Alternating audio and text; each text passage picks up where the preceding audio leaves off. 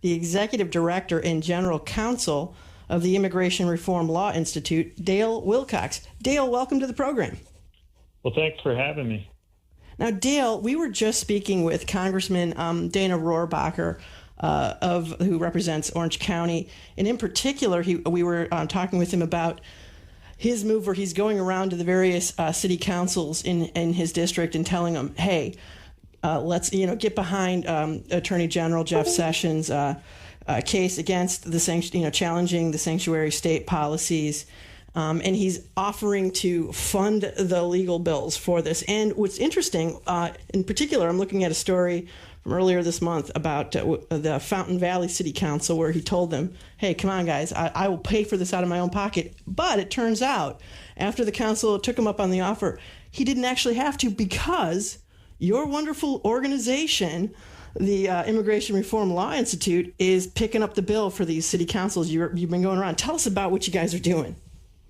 Well, actually, yeah, we filed a friend of the court brief on behalf of at least 7 cities in California and numerous public officials and the representative himself and several other groups who want to have their voice heard and send a message to the state that they're not going to participate in this obstinance and this flouting of federal immigration law. So we filed that brief on April 6th, and the opposition briefs are due in May, and then there'll be a hearing in June on the government's motion for a preliminary injunction to stop this mess.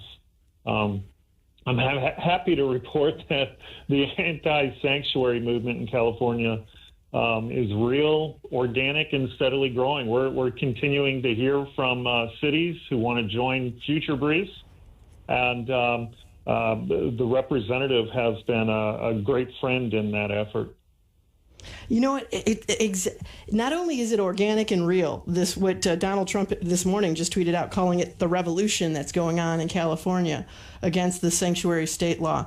Not only is it real, but there was a poll that just came out a couple hours ago, and this was by a left-wing institute out of Berkeley, showing that the majority in this state wants increases in deportation, is against illegal immigration.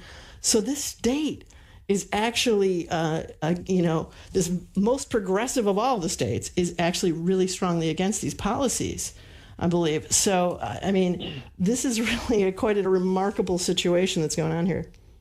Well, I absolutely agree with you. I mean, if there was ever an example of how the establishment media doesn't mirror reality, there's no better representation than what they're trying to sell the nation regarding sanctuary policies are good and everyone wants these, and law enforcement on down to witnesses to crimes who incidentally immigration agents or police officers never ask the immigration status of a witness or victim of crime. So that's just a bad talking point by the open border groups. But absolutely, the good people of California are against allowing criminal aliens to reside amongst them.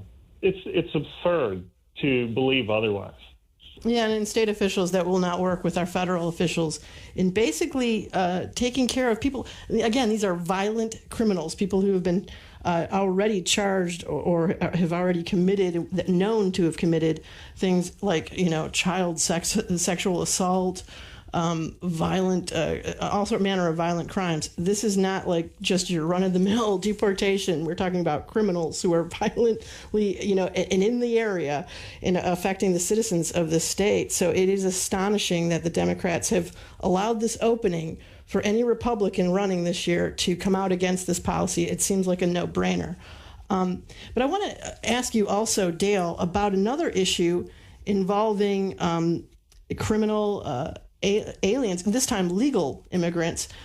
I'm speaking in particular about this case that came down yesterday where Justice Gorsuch sided with the liberal justices on the Supreme Court in a case that basically smacked down the Trump administration over an issue involving the deportation of immigrants who have committed violent crimes, or burglary in particular in this particular case. Can you talk about this case that came down yesterday and explain it a little bit more to our audience? Yeah, sure. And I'm sure they're hearing reports that are over-exaggerated. It did, the decision was a 5-4 decision, and Gorsuch did join the 4 left-leaning justices in this what's called a plurality opinion. He didn't join everything they said because, as you would expect, they kicked in some extra stuff that was quite outrageous, comparing criminal penalties, jail time and whatnot, to being deported. So some things he did accept from. However, he did vote with them. And if you look at the opinion, one argument could be made that he was sticking to his principles. You know, he did analyze English law, the tradition here in America, and the Constitution, and that is true. But I think he applied too stiff of a standard regarding void for vagueness. So what happened was, we have under immigration law a rule that if a legal permanent resident, a green card holder, commits an aggravated felony, they can be deported. And if they commit this aggravated felony, the administration has absolutely no discretion to cancel their removal or other forms of discretionary relief that they otherwise would be eligible for. Well, under the aggravated felony statute, there are about 20 categories of crimes that can get you kicked out. Well, there's this one category called crime of violence, and it has 2 parts in its definition.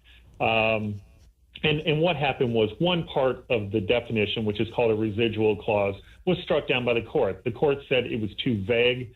It did not give people notice, these aliens notice of that their crime could get them removed from the country. So, yes, it does. In this case, the actual alien had been convicted twice in California of first-degree burglary. So, I mean, we're talking about a criminal here. This is what I don't understand. I really don't get this. This was unclear to the person who was in this country as an immigrant. It was unclear to them that if they break our laws, that this could have an effect on their status here. You're absolutely right. What the hell? I mean, this is one of those things where you just like wake up and you're like, is the law really an ass? Because this just does not make sense to me at all. Yeah. And let me tell you, this area of law is so convoluted, and my organization quite frequently is asked by the Board of Immigration Appeals, which is the highest appellate court in the DOJ that looks at these cases, to brief these issues. And the rules the Supreme Court has come up with are just convoluted. And I love Justice Thomas, his dissent in this case, and just said, look, we need a deep six. Some of these rules, they're unworkable. And look what happened today. We've struck down a congressional enactment based on vagueness. And the result is many other federal statutes criminal statutes will likely fall as a result of this. And it's now that's what's scary. How, I mean, is this really going to have a domino effect? Does this mean that it's going to be much more difficult to deport people who are who've committed crimes? How is this going to affect things going forward? Well, Congress, the president tweeted yesterday that Congress needs to fix these loopholes. And honestly, that's what needs to happen now. And nothing would stop Congress from going back in and amending the statute and listing out all the crimes so the court would be satisfied. And even Gorsuch says that expressly in his concurring opinion, that, the Congress is free to go back in and just list them all. And in fact, Congress could go even further. You know what Congress could do? Congress could get rid of these, well, if you did this or you did that. Congress could just say, if you committed a felony and you served so much time in jail, like a year or more in jail for that felony, you're out of here. You're eligible for removal. I mean, Congress could do that. Yeah, I'm okay with that. That makes sense to me. Yeah, it probably needs to. But instead, like I said, they have this 20 categories of aggravated felonies that consists of like more than 80 crimes. And of course, murder, rape, and all these crimes are listed there, and were not struck down. So this was, as I said, one subset of those crimes, and it was what's called a crime of violence. And it was how Congress had defined what a crime of violence is, and how the court was supposed to define what Congress meant. They had a problem with. I disagree, because I think that they use criminal law cases, and criminal law does not apply to civil immigration law. Okay, it's a different standard, always has been throughout our history and precedent. So I think that they applied the wrong standard here, and it's an erosion of the distinction that we've always had between civil and criminal proceedings. And quite frankly, I understand why the 4 left-leaning judges would vote this way, because there has been this push to criminalize immigration law.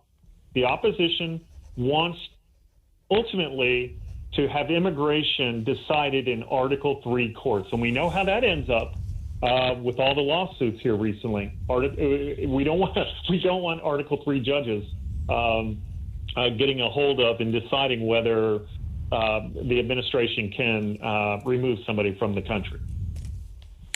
Let me ask you this. What would you say to those who say this is the new David Souter, that Justice Gorsuch is selling out, that he's gone over the deep end? Do you think that is an overreaction, a little premature maybe on this? Because you have other conservative commentators saying, look, you might disagree with the ruling, but the reasoning at least is based in originalist or conservative thinking. I think you're absolutely right. I think it's an overreaction to say that he's a Souter, he's abandoned us. Now, I don't think that's the case. I mean, if you read the opinion, it was thoughtful. I might disagree with the standard that he applied, but it wasn't overreaching. He used English law, used early American practice and precedent, and quoted the founding fathers and the Declaration of Independence and the original understanding of the Constitution. So I might disagree with the outcome, the standard that was ultimately used, but no, I don't think people should have any concern here. I don't think he's flipped. Well, that's good to news. know. Yeah. It was a little bit concerning there. For some of us who are not legal eagles, we were like, oh, God, I've seen this story before. So that is good. And it's also, it seems as if, Dale, that this is an opportunity for Republicans to take some leadership on an issue that would be very popular, as we mentioned when we started our discussion. These are popular issues. The Americans like these law and order, issues. To clarify in the law that if you are a violent criminal, that we can deport you. I don't see how that's a lose, for them to do that. Yeah. You're right. I mean, this is a loophole, and the crime of violence definition was an important tool to rid us of people who want to harm us or who are out there, killing, stealing, and destroying things. We don't need that. So absolutely, it's a great position, and put the Democrats in a position where they have to make a decision. Who are you going to side with? The law-abiding citizens and legal residents, or criminals. Yeah, exactly. And this is a good thing it's one of these things, again, the GOP is looking for an issue to run on in the midterms. This might be a good idea. It's kind of popular with people, and it's also a great way to make the Democrats defend themselves if they want to oppose this.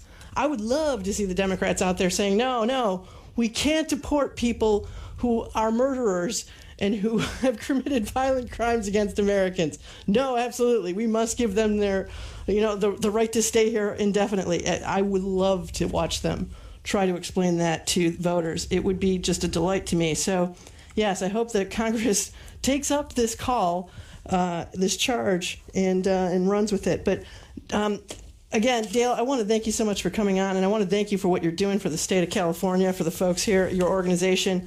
Again, it's the Immigration Reform Law Institute, and people can find out about your organization by going to irli.org. So I'll encourage everybody to check out Dale's wonderful organization and keep up on all of the news. So thanks so much, Dale. Well, great to talk to you. Thank you.